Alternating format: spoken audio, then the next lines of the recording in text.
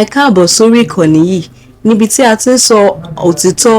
Gẹ́gẹ́ bí ẹ ti mọ̀ lórí ìkànnì yìí, a ò ní bá yín sọ èyí tí ò kí ń ṣe òtítọ́.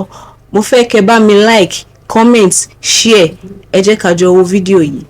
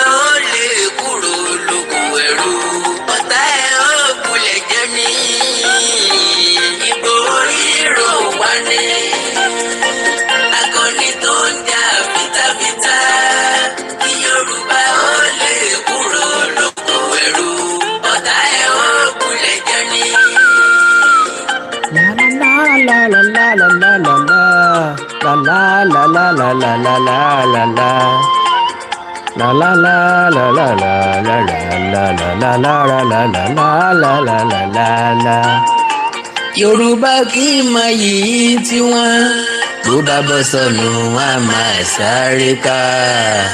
Ẹni tó tara ilé ẹ̀ lọ́pọ̀ kò ní ríra bódò wọn o. Ìgbòho wá ní akọni tó ń jà fitafita kí Yorùbá ó lè kúrò lóko ẹrú ọ̀tá ẹ̀ ó bulẹ̀ jẹ́ ní. Mo kí gbogbo ọmọ kóòtù òjíire bípẹ́ tó kú dédé àkókò yìí níbi tẹ́ ẹ bá ti láǹfààní láti máa gbọ́ mi láti máa gbóhùn mi. Arélùmọ́ bí owó ọ̀rọ̀ yín náà ló tún dé tí ó tún sọ lówó ẹ̀ ní mọ̀sọ́mọ̀sọ́. Akandọ̀rọ̀ Ayékòǹkòǹ ló kọ́ mi. Àjàó àrò ni mi Awíkòǹkò aṣọ lójú ọlọ́rọ̀. Bọ́lọ́rọ̀ bá gbọ́ kí n bàbá ńlá bàbá ọlọ́run ṣe. Ẹ̀kẹ́ ni mi ọmọ adó fọ́ ti lé gbẹ̀ngbẹ̀ng. Òtítà lé ọmọ arẹ́rù mẹ́sàn. Àárẹ̀ ọmọ yẹkuyẹku ọ̀gẹ̀dẹ̀ ọmọ yẹdùyẹdù. Yín tó fún pin bí ẹ̀gbọ́n òwúrẹ̀ ọmọ yẹnuyẹnu. Orin tí mo kọ́kọ́ play hun by popular demand ní kí n pè é. Torí pé ẹ̀gbọ́n mi kan ló send voice note sí mi láàárọ̀ yìí. Ìkànnì àwọn olólùfẹ́ Àkàndọ̀rọ̀ Ayékòǹkò wọ́n ní orin kan ń bẹ tí mo ṣe fólóyè Sunday Adéyẹmọ pé orin ọ̀hún kí n dákun kí n máa bá wọn play ẹ̀ lórí program mi lẹ́ẹ̀kọ̀ọ̀kan. N tí mo sọ fún wọn ni wípé mo dúpẹ́ lọ́wọ́ wọn torí ìmọrírì ni pé kò sí wàhálà màá gbìyànjú. So ìyẹn ló jẹ́ kí n lọ wá track yẹn jáde ó nìkan kọ́ àtàwọn míì bẹ́ẹ̀ bẹ́ẹ̀. Well, lẹ́tà kan ló tẹ̀ mí lọ́wọ́, fídíò kan sì tẹ̀ mí lọ́wọ́. Fídíò yẹn mo ti ń ṣe bí ẹni pé kò ní túmọ̀ tàbí kọ̀ọ̀kan mi tàbí pé gbogbo ajá tó bá gbóni lọ́nà ọjà kọ́ là á dá lóhùn. Mi ò fẹ́ sọ nǹkan kan lórí ẹ̀ tipẹ́tipẹ́. But lo and behold, ọ̀pọ̀lọpọ̀ àwọn èèyàn tún wá bẹ̀rẹ̀ sí ní sẹ́ǹdì ẹ̀ sí mi. Ẹlòmíín sọ wípé kò yẹ ká dákẹ́. Gbogbo ọ̀rọ̀ kọ́ ló lésì nígbà míì. Tàbí ká pé gbogbo ọ̀rọ̀ ló lésì ṣùgbọ́n gbogbo ọ̀rọ̀ kọ́ là á fèsì sí.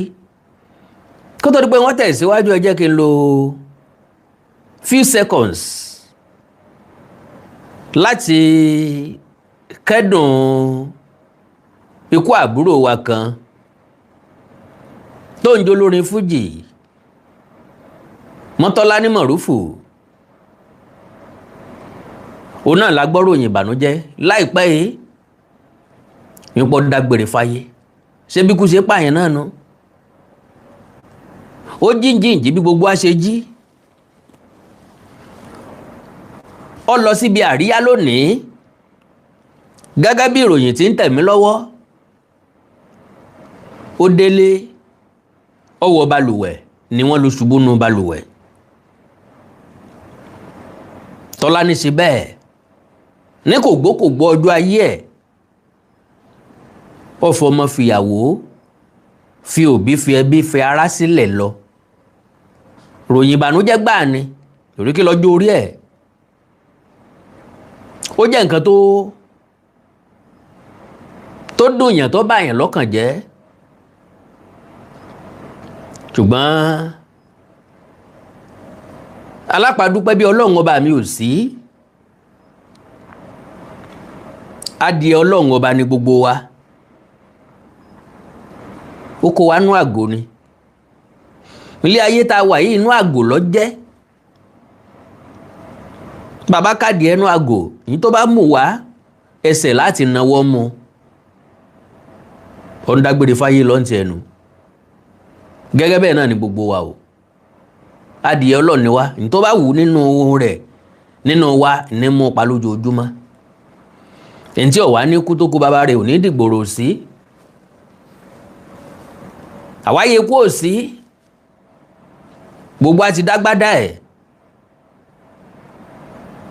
ọjọ́ tí kú ọ̀pá wá lẹ́nìkan kan mọ̀ níbi tí kú ọ̀pá wá sí ni òye kó wá irú ikú tí ọ̀pá wá ni òye oníràwọ̀ ẹni tí kú kàn ni ọ̀sẹ́ni tó lè sọ láàrin wa n bá ti sọ̀rọ̀ débẹ̀ hàn ni mo máa ń rántí orin Aláwìyé Ẹ̀gbá táníkù kan kó wá wí táníkù kan kó wá sọ ẹ̀ẹ́dẹ̀rí ìsẹ́ni fẹ́ kú bẹ́ẹ̀ kẹ̀rí ikú wá bẹ̀sẹ̀ so mọ̀rúfù kọ́lọ̀hún ọba bá adẹ́lẹ̀ fún kọ́lọ̀hún ó mèpẹ̀ burúkú kò lójú ẹ̀ gbogbo tó fi sílẹ̀ kọ́wọ́ bàjẹ́ ọmọ kan kọ́lọ̀ nínú àánú ẹ̀ kó bá wa dáàbò bò ẹbí ará kọ́lọ̀hún tù wọ́n nú so mo kí gbogbo ọmọ kí ó tù òjíire bí ọ̀rọ̀ lóye Sunday Adéyẹmọ Ìgbòho la fẹ́ sọ lẹ́tà kan tẹ̀mí Barkley God bless you baba mi ò ní wáyé tì now like I said mo wá lẹ́nìkan sọ fún mi pé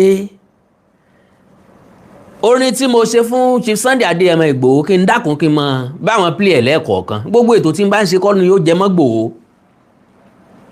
ṣùgbọ́n ẹ jẹ́ kí n sọ báyìí pé tí n bá ti fẹ́ ṣe program tó jẹ mọ́ olóyè Sunday Adéyẹmọ Ìgbòho máa máa play ẹ̀ kò sí ní téèyàn kan ṣe fún Ìgbòho tó pọ̀ jù Ìgbòho wọ̀ tí ó deserve jù bẹ́ẹ̀ lọ ṣùgbọ́n nǹkan míì ni ó jọ lójú àwọn ẹlòmíì so God bless you ẹ jẹ́ kí n sáré play àwọn tracks yẹn kí n tó sọ̀rọ̀ tí mo fẹ́ sọ God bless you bẹ́ẹ̀ ṣe wọlé wọn bá ń pín program yẹn o mò ń bẹ nínú àánú àtòrí ọ̀fẹ́ Ọlọ́run ni o ẹ fún mi ní gift o ẹ ra sticker fún mi o ìbànújẹ́ ò ní kàn yín ẹ ní rí ń gbé sọnù bí ò ṣe bí ọmọ ẹ ní dolówó àná ẹ sì ní nàkàntàkẹ́ tó rí kan lágbára Ọlọ́run.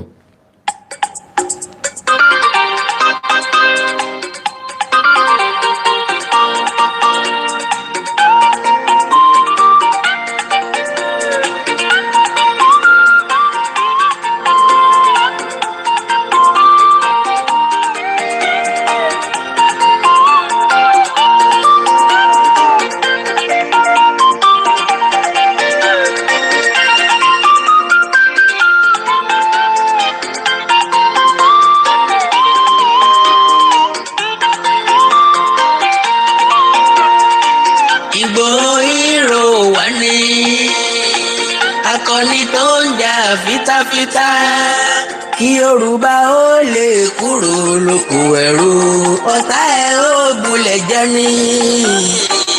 Ìgbòho wà ní akọni tó ń jà fitafita kí Yorùbá ó lè kúrò lóko ẹrú ọ̀tá ẹ̀ ó bulẹ̀ jẹ́ ní. Lára lára lára lára lára.